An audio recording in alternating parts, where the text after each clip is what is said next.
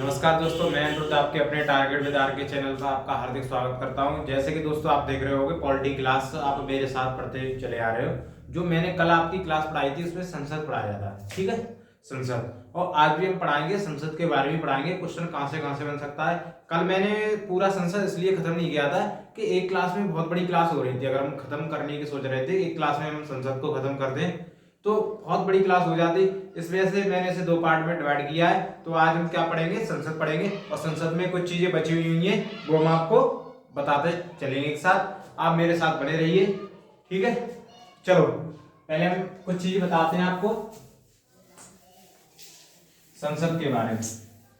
जब कोई भी चीज हो, कोई भी चीज होती है उसके कुछ ना कुछ चलाने के लिए रूपरेखा होती है। कोई भी चीज जैसे आप अपने घर में होते हो तो घर में भी चीजें कुछ ना कुछ एक रूपरेखा की तरह होती है। ये नहीं कि कैसे भी चीज को उठा के रख दो, कैसे नहीं कर दो। तो इसी तरह संसद में कुछ चीजें फिक्स है कि ये अधिकारी होंगे, ये होंगे, वो होंगे, तमाम चीजें हैं। वो चीज हम एक एक करके देखते हैं कि संसद में क्या क्या है, ठीक है। जैसे हम बढ़ते हैं, देखो जैसे अब अपना संसद है, संसद का आप हल्के वे में नहीं ले सकते कि संसद कोई छोटी चीज है।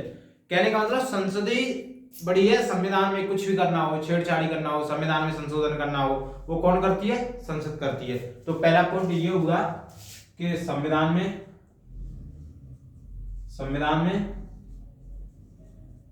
संशोधन, संविधान में संशोधन संसद, संविधान में संशोधन, संविधान में संशोधन का अधिकार संसद को है। किसे है? संसद को है।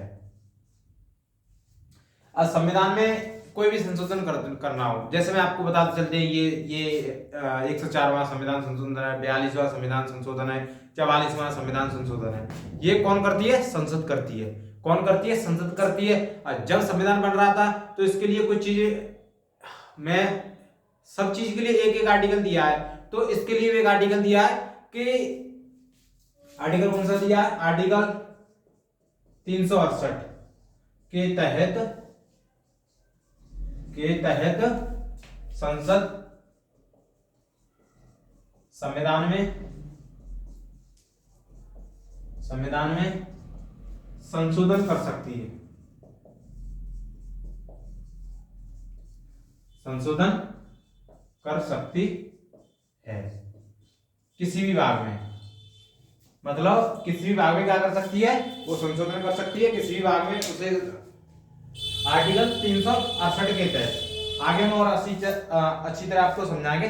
बस आप ये समझ लो, जैसे क्वेश्चन आ जाए कि संसद संविधान में कौन संशोधन कर सकता है, तो संसद कर सकती है। और संसद के किस आर्टिकल के तहत करती है? तो 368 के तहत संविधान में कर सकती है। अब जैसे देखो,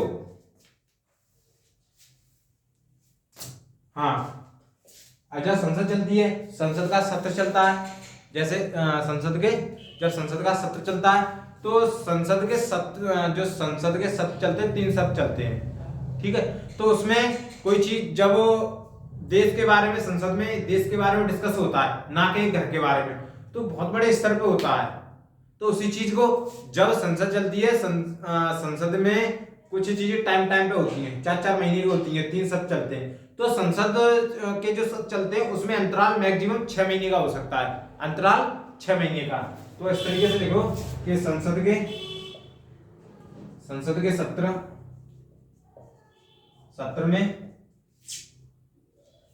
सत्र में अधिकतम अंतराल 6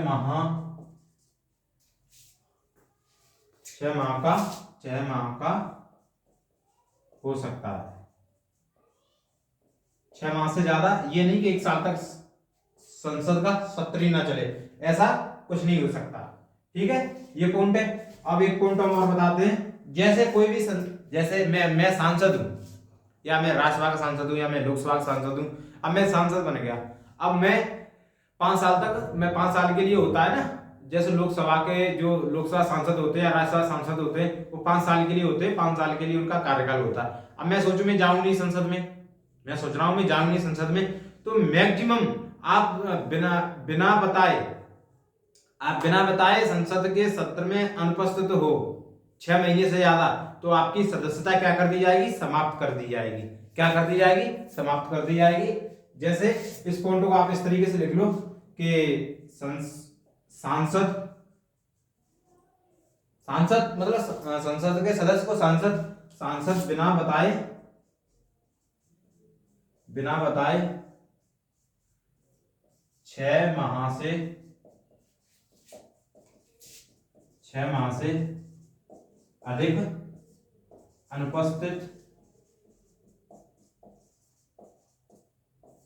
अनुपस्थित होने पर सदस्यता समाप्त कर दी जाएगी। ठीक है, क्या कर दी जाएगी, सदस्यता क्या कर दी जाएगी, समाप्त कर दी जाएगी। ठीक है, कोई दिक्कत नहीं, आगे बढ़ते हैं।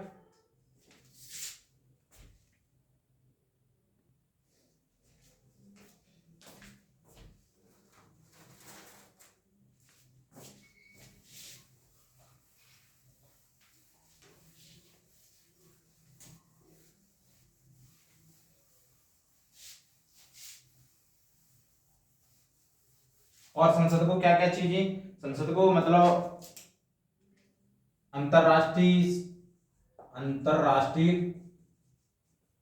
अंतरराष्ट्रीय समझौते, जैसे अंतरराष्ट्रीय कोई समझौता हो रहा हो, अंतरराष्ट्रीय समझौते, 1 मिनट में पॉइंट लिख दूं फिर आपको समझाते हैं। अंतरराष्ट्रीय समझौते हो रहे हों, अंतरराष्ट्रीय समझौते के लिए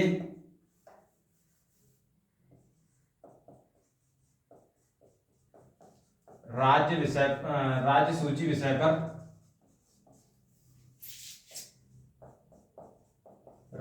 विषय पर कानून बना सकती है।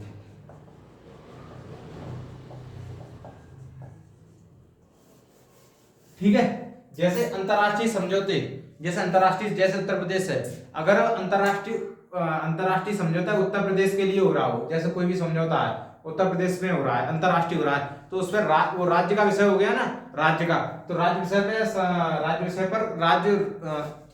राज्य सूची विषय पर कानून कौन बना सकती है, अंतरराष्ट्रीय समझौते के तहत राज्य सूची विषय पर संसद कानून बना सकती है। समझ गए, हो गए, कोई दिक्कत नहीं। और इसके कुछ अधिकारी होते हैं जैसे लोकसभा में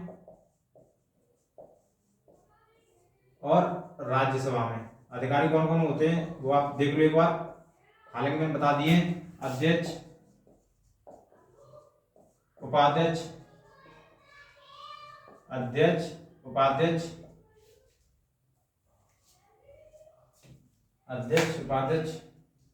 महासचिव आदि। इसमें कौन कौन से होते हैं, सभापति, उपसभापति आदि। ठीक है, हो गए, कोई दिक्कत नहीं। और कुछ चीज इसमें हाँ,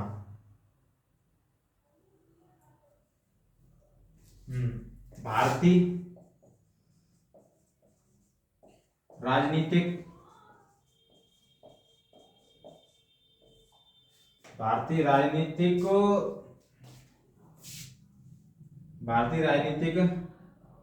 व्यवस्था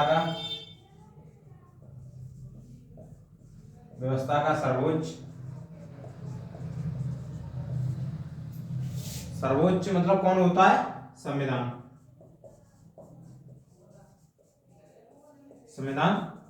होता है। ठीक है, तो अंतरराष्ट्रीय संसद लोकसभा ये रहे। जैसे भारतीय राजनीतिक व्यवस्था का सर्वोच्च कौन है? संविधान होता है। कौन होता है? संविधान होता है। कुछ चीजें हैं जैसे जीरो आवर, शून्य,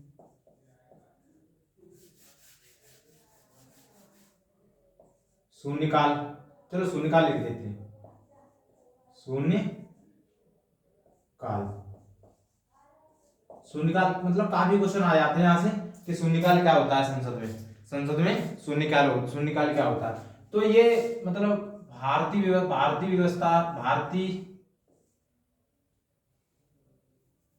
ये क्या भारत की देन है। इस तरीके आप इस मतलब भारत की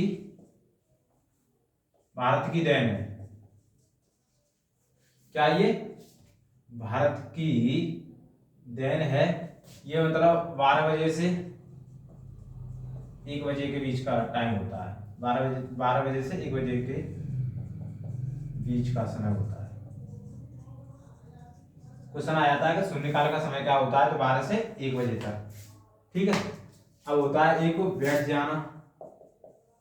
बैठ जाना क्या होता है? बैठ जाना ये होता है कि जैसे संसद में कोई सांसद बोल रहा है, किसी भी पक्ष में बोल रहा है कि कोई मुद्दा उठा रहा है, जैसे लोक व्यवस्था का मुद्दा उठा रहा है, कोई भी व्यवस्था उठा रहा हो, जब व्यवस्था उठाता, तो अगर कोई लोकसभा के अध्यक्ष को ये लगे कि ये जो दूसरा सांसद है ये बात ज्यादा अच्छी कह रहा है या कुछ भी कह रहा है, उसे मतलब उसे बोलना है, दूसरे सांसद से उसे दूसरा सांसद बोलना चाह रहा है, तो अध्यक्ष उससे जो दूसरा सांसद जो बोल रहा है लोक व्यवस्था के ऊपर, उससे बोल सकता है कि तुम बैठ जाओ। क्या बोल सकता है? बैठ जाओ। तो हम दूसरे से क्या करवा सकते हैं? उसे बुलवा के दूसरा बोलेगा, मतलब उस ये नहीं, जैसे कोई मैं हूं, दो व्यक्ति हैं, एक मैं हूं, मैं कोई भी चीज में ऐसे मैं लोक व्यवस्था में बोल रहा हूं संसद में, जब मैं लोक व्यवस्था संसद में बोल रहा हूं और मुझे लगे मैं बोलता चला जा रहा हूं और मेरे कौन है? अध्यक्ष है, लोकसभा अध्यक्ष सामने बैठे हुए हैं। अब लोकसभा अध्यक्ष मुझसे कहें कि आप बैठ जाओ, क्या बोल रहे हैं? बैठ जाओ। मैं मुझे उनकी बात माननी पड़ेगी, मुझे मैं बैठ जाऊंगा। और दूसरा व्यक्ति बोलना चाहे दूसरे व्यक्ति के लिए मुझे बैठा सकते हैं, इसे बोलते हैं बैठ जाना। क्या बोलते हैं? बैठ जाना। ठीक है, ये चीज है। और ठीक है, अब आगे हम आते हैं तो कुछ चीजें जैसे आगे बढ़ते हैं। अब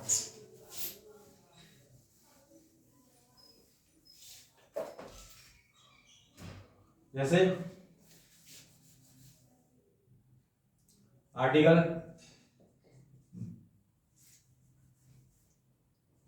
107 क्या होता है? साधारण विधेयक। क्या होता है? साधारण विधेयक। अब आर्टिकल 110 ये क्या होता है? धन विधेयक।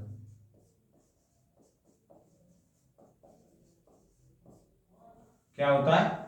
विधेयक। चलो इससे पहले हम थोड़ा विधेयक बता देते हैं आपको कि विधेयक कितने प्रकार के होते हैं। विधेयक जनरली कितने प्रकार के होते हैं? 4 प्रकार के। देखो विधेयक कितने प्रकार के होते हैं? 4 प्रकार के।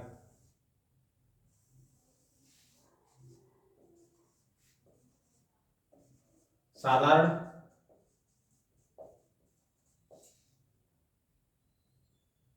संविधान संशोधन, चलो पहले संविधान संशोधन लिखते हैं।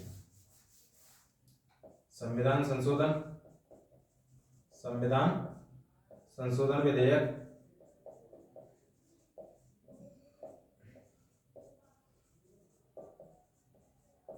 साधारण विधेयक,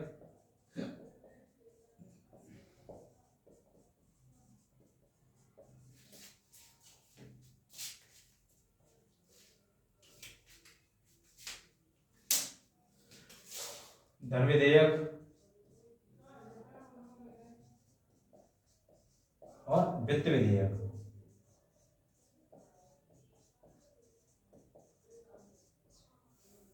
ठीक है, ये होता है आर्टिकल 110, आर्टिकल 107, आर्टिकल 368। ठीक है, ये चीजें होगी, कोई दिक्कत? तो ये होते हैं साधारण विधेयक।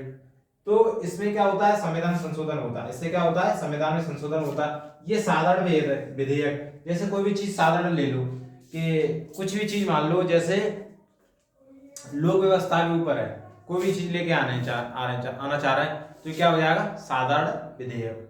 और धन विधेयक में धन से रिलेटेड होता है, किसी भी टैक्स को बढ़ाना, जैसे जीएसटी को बढ़ाना घटाना, पैसे के रिगार्डिंग कर्ज लेना हो, कर्ज देना हो, इस चीज को ये चीज होती है। ठीक है, तो हम साधारण विधेयक और धन विधेयक को हम पढ़ेंगे।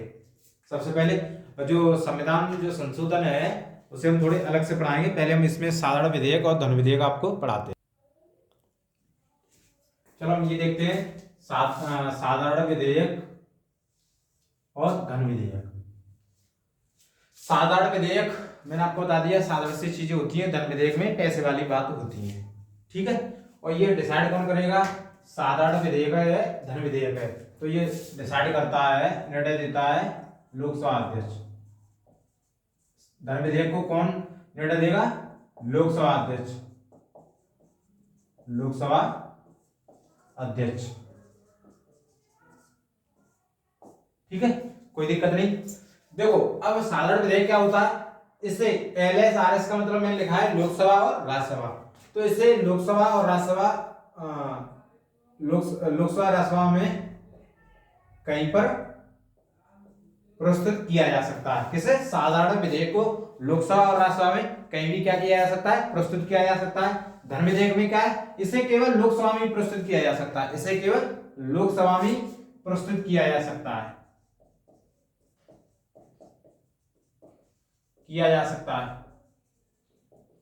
ठीक है। और इसे मंत्री या गैर सरकार द्वारा प्रस्तुत किया जा सकता है। मंत्री मतलब गैर सरकार मतलब कोई नॉर्मल सांसद है वो भी इसे प्रस्तुत कर सकता है, और सरकार का मतलब कोई कैबिनेट मिनिस्टर इसे प्रस्तुत कर मतलब गैर सरकार का मतलब नॉर्मल सांसद कोई प्रस्तुत कर सकता है, और कोई मंत्री द्वारा प्रस्तुत किया जा सकता है। धन विधेयक को क्या है, केवल सरकार के मंत्री द्वारा प्रस्तुत किया जाता है, केवल सरकार के मंत्री द्वारा प्रस्तुत किया जा सकता है। किसे, धन विधेयक को। ठीक है, राष्ट्रपति की अनुमति नहीं चाहिए होती इसमें साधारण विधेयक में क्या है, राष्ट्रपति की अनुमति की आवश्यकता नहीं पड़ती है कि राष्ट्रपति की अनुमति हो या नहीं हो। और धन विधेयक में राष्ट्रपति की अनुमति आवश्यक है। क्या है, आवश्यक है कि जब धन विधेयक को प्रस्तुत किया जाता है उससे पहले राष्ट्रपति की अनुमति ली जाती है कि हाँ ये हम प्रस्तुत करना चाह रहे हैं, बताओ इस पर क्या राय है आपकी। ठीक है, और अब देखो जब कोई चीज प्रस्तुत की जाती है, कोई विधेयक प्रस्तुत किया जाता है, तो लोकसभा और राज्यसभा में क्या किया जाता है, दोनों में जाते हैं। ये दोनों में क्या जाते हैं, इस तरीके समझो, जैसे दो घर हैं, एक ये घर है एक ये घर है, इसमें कोई चीज प्रस्तुत की गई, जब इन लोगों ने पास कर दी फिर इस वाले घर में आएगी। जैसे ये लोकसभा ये राज्यसभा, दोनों में क्या करते हैं, ये प्रस्तुत की जाती है कि आप दोनों को देखो, कोई कमी हो तो आप बता दो। तो जब ये चीज राज्यसभा में साधारण विधेयक जैसे लोकसभा में पहले प्रस्तुत कर दिया, लोकसभा में प्रस्तुत होने वहां से पास होने के बाद फिर किसमें आएगा, राज्यसभा में। तो राज्यसभा में कुछ कमी लग रही है उस विधेयक को, तो वो 6 माह तक क्या कर सकती है, उसे रोक सकती है अपने पास। क्या कर सकती है, रोक सकती है, किसे, साधारण विधेयक को। बट जब धन विधेयक की बात हो तो राज्यसभा केवल उसे कितने दिन तक रोक सकती है, 14 दिन तक। अगर उसने 14 दिन तक वो वापस कर दिया जो बिल आया है, ठीक है, तो कोई दिक्कत नहीं। अगर 14 दिन तक अगर उन्होंने नहीं वापस किया तो पास माना जाएगा अपने आप। इसी तरह 6 माह में केस 6 महीना के बाद अगर उन्होंने नहीं पास किया तो भी क्या माना जाएगा, पास माना जाएगा। ठीक है, दोनों में कोई दिक्कत नहीं। अब संयुक्त अधिवेशन नहीं, मतलब साधारण विधेयक है उसमें संयुक्त अधिवेशन अभी हम आपको समझाएंगे ये पॉइंट।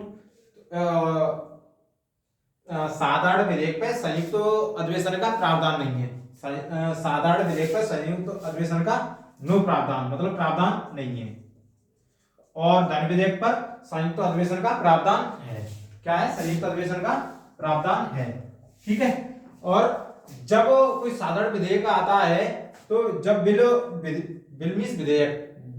लोकसभा में अस्वीकृत हो गया, जैसे कोई बिल आया, XYZ कोई बिल आया, जैसे साधारण विधेयक कोई कानून आया किसी के लिए कि दहेज के ऊपर कानून आया, वो जनरली अगर साधारण विधेयक अगर इसमें अगर ये हो गया अस्वीकृत हो गया कहां पर लोकसभा में, तो सरकार को त्यागपत्र देना पड़ जाएगा। त्यागपत्र क्यों देना पड़ जाएगा कि सरकार में जिसका बहुमत होता है उसी की क्या होती है, उसी की सरकार होती है। जब तुम्हारा बहुमत ही नहीं है तो तुमने लोकसभा में अगर बहुमत होता तो तुम इस बिल को ही पास करवा लेते। अब बिल को तुम पास नहीं करवा पा रहे, इसका मतलब तुम्हारी मेजोरिटी नहीं है, तो इससे सरकार क्या हो जाती है, गिर जाती है। सरकार को त्यागपत्र देना पड़ता है। सेम इसी तरह लोकसभा में अगर आपका धन विधेयक आया और आपने पास नहीं कर पाया तो क्या होगा, वो गिर जाएगा, मतलब सरकार को त्यागपत्र देना पड़ेगा। अब हम आपको बता दें संयुक्त अधिवेशन, ठीक है, संयुक्त अधिवेशन जो क्या क्या चीजें हैं।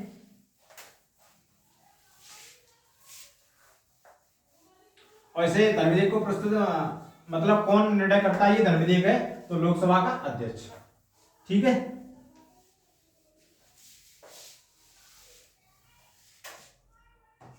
संयुक्त अधिवेशन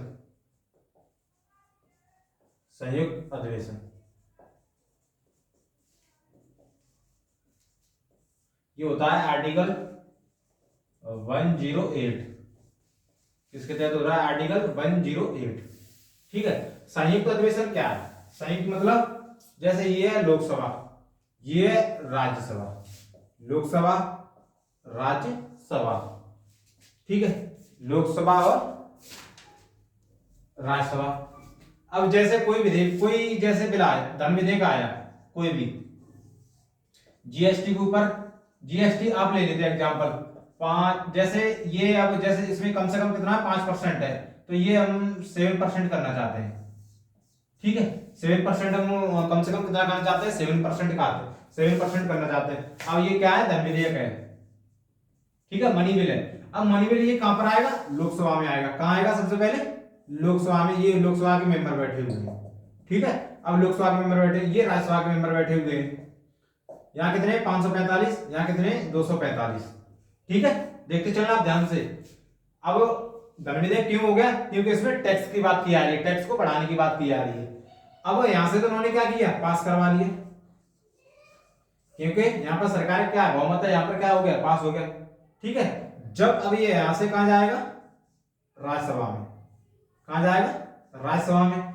अब राज्यसभा में जब देखो जनरली यहां से बहुमत का मतलब कुछ ही मान लो, यहां से पास हो गया ओवरऑल। यहाँ पर इन लोगों ने क्या किया, पास मतलब पास नहीं हुआ, इन लोगों ने नई चीज आ रही कि नहीं इस पर तैयार नहीं है, तो फिर दोनों को क्या होगा, संयुक्त अधिवेशन, दोनों लोग बैठेंगे संयुक्त अधिवेशन में।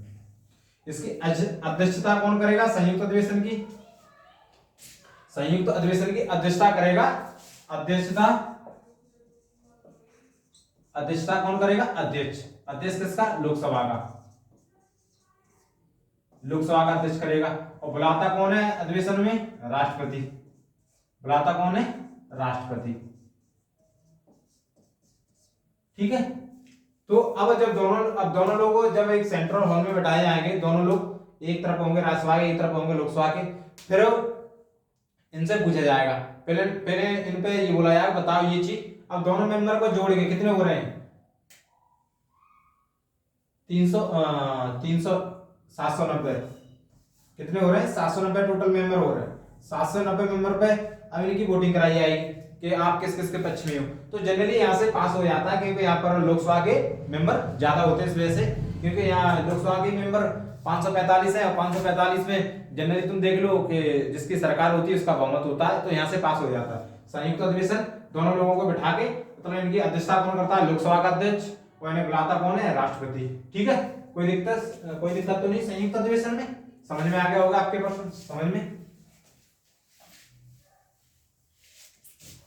चलो हम ये चीज और बता दें, यहां से क्वेश्चन आ जाते हैं कि संयुक्त अधिवेशन के लिए बुलाता कौन है, संयुक्त अधिवेशन के लिए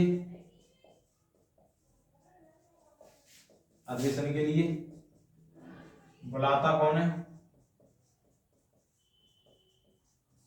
है, तो राष्ट्रपति। कौन बुलाता है, राष्ट्रपति। और संयुक्त अधिवेशन की अध्यक्षता कौन करता है, तो लोकसभा का अध्यक्ष।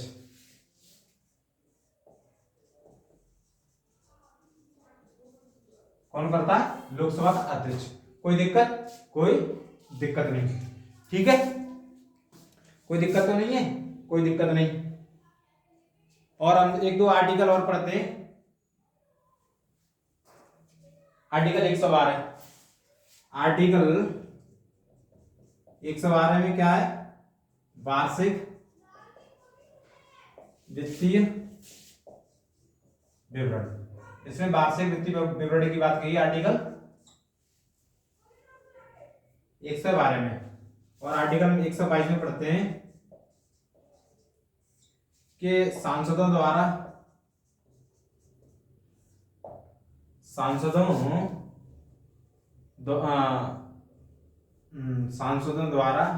न्यायालय में जो भी काम किया गया है उसकी जांच न करना।